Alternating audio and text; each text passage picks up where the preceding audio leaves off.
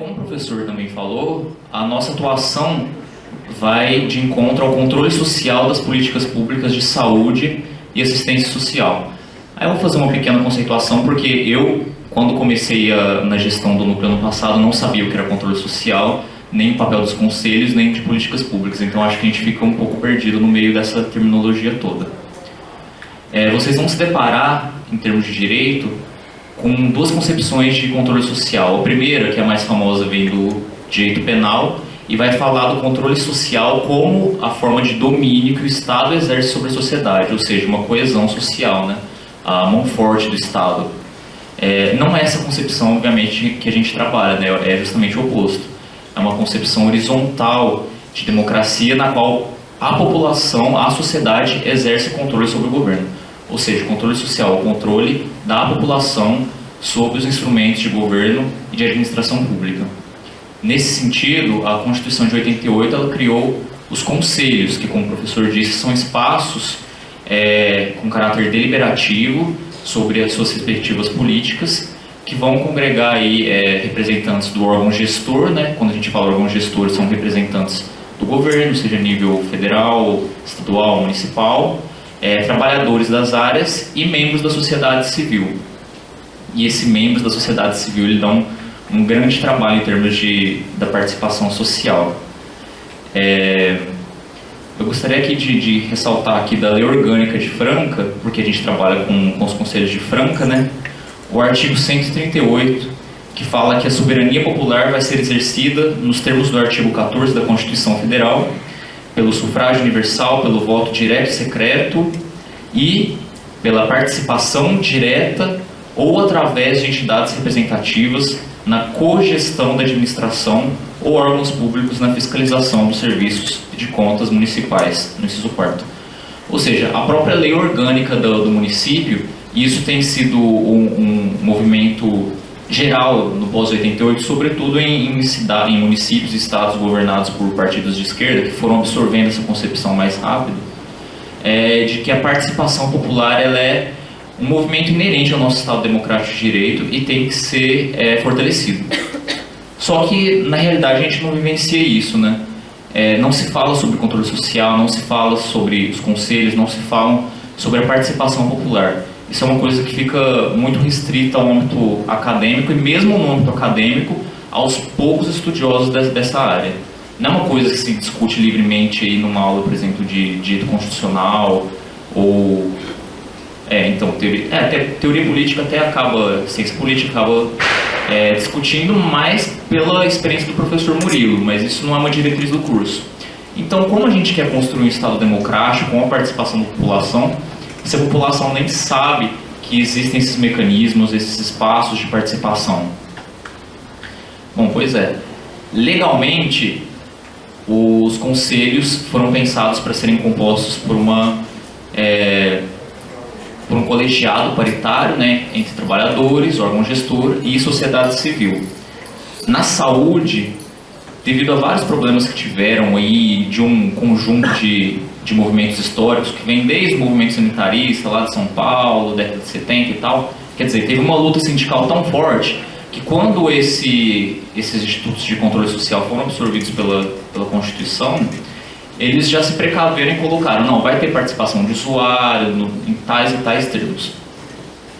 Mesmo assim, ocorre que justamente para cooptar esse espaço, o poder público nomeia alguns de seus funcionários e fala, bom, eles são da sociedade, não são civis, então eles são sociedade civil, e colocam eles ali no conselho, emparelhando aquele conselho e não permitindo que a população realmente interessada pudesse ter direito a voto ali. Isso no Conselho da Saúde. Então, no Conselho da Saúde, a gente tem um panorama que é mais juridicamente favorecido, mas politicamente difícil, né? O Otávio vai falar melhor disso depois, ele tem muito mais propriedade. Agora, na questão da assistência social é um pouco diferente. A própria lei de criação do Conselho, ela pressupõe uma composição de 18 membros, 9 representando a prefeitura e 9 da sociedade civil. Mas tem um porém. A assistência social, ela tem o hábito em geral, nos seus conselhos, essa sociedade civil ser sempre vinculada a uma entidade prestadora de serviço. Ou seja, aquele representante da sociedade civil vai ser vinculado, sei lá, a uma APAE, ou alguma entidade qualquer prestadora de serviço, a deficiente ou idoso e tal. Isso traz benefícios e traz prejuízos também para o controle social. E vivenciando isso no conselho, o principal benefício que eu falo é o mais óbvio, né? A partir do momento que você tem pessoas que já são direcionadas naquele segmento, ele tende a ser um pouco mais eficiente, porque as pessoas ali, em geral, já têm um conhecimento de causa. É diferente do Conselho de Saúde, onde os membros da sociedade civil são pessoas muito bem intencionadas, mas são pessoas carentes, pessoas que não têm muita instrução, pessoas comuns, membros comuns da sociedade, mas que não têm muito como agir. Agora, na assistência social, não. Os conselheiros ali, eles são formados em assistência social, as próprias entidades onde eles trabalham têm um corpo jurídico, então, quer dizer, isso é mais privilegiado. Mas a gente também corre no risco de que esse conselho se torne individualista, não sei se esse é o termo mais adequado, mas no sentido de que vão lutar não pelo engrandecimento do controle social em si, do direito à assistência social em si, mas lutar por uma parcela maior daquele recurso para a sua respectiva entidade. Ou seja, se eu trabalho para a entidade X, eu vou ali lutar para que tal entidade, né, receba uma parcela maior referente à verba que vai vir. Ainda mais em tempos de crise. O que a gente vivenciou no Conselho, no ano de 2015, de assistência social, foi que o governo federal ele simplesmente não fez repasse ou atrasou em 6, 8, 10 meses alguns repasses para o funcionamento dos conselhos e das entidades, né? O que traz um problema, porque a entidade ela tem um corpo de funcionários, ela tem uma despesa que tem que ser paga ali, ela tem funcionários que recebem mensalmente, como qualquer funcionário. E como que esses funcionários vão trabalhar, como que aquela entidade vai desempenhar a função dela se não está havendo repasse? O Estado e o município fazem seu repasse, mas ele é percentualmente menor, ele não consegue, não é suficiente para sanar a dívida daquelas entidades. Então elas acabam recorrendo muitas vezes a feiras de artesanato, quermesses. Por isso a gente pode perceber bastante que vira e mexe vão ter quermesses, tipos de festas populares para arrecadar verbas para essas instituições, porque realmente o governo federal não está fazendo repasse, isso gera uma série de complicações. Mas, como eu falei, o Conselho de Assistência, por ele ser mais especializado, ele tem o benefício de ter pessoas atuantes naquela área que sabem como gerir melhor aquilo. Mas o principal prejuízo além dessa luta ser individualizada, o fato de que o Conselho ele acaba se isolando politicamente. Porque se você não tem uma participação da população, quer dizer, a população não se apropria daquele órgão, daquele espaço de deliberação, a população simplesmente ignora a existência daquela política. Não ignora deliberadamente, mas ignora porque não chega ao conhecimento dela. A população não sabe como funciona uma entidade, uma creche ou um lar de idosos, ela não sabe. Ela não sabe o que é um centro de referência de assistência social, né, um CRAS, um CRES, ela não sabe. Então, a política de assistência, ela fica tão isolada politicamente que por mais que aqueles representantes, aqueles conselheiros, eles sejam especializados, na hora de brigar por melhorias, a gente sente que essa briga ela é muito mais facilmente sufocada. Porque não tem pessoas, não tem uma massa crítica brigando por aquilo. Isso foi tão percebido que inclusive a vice-presidente do Conselho de Assistência, que vai estar aqui hoje à noite, ela mais de uma vez sugeriu para que fosse revisto o regimento interno do Conselho de Assistência para que se passasse a privilegiar a participação da população.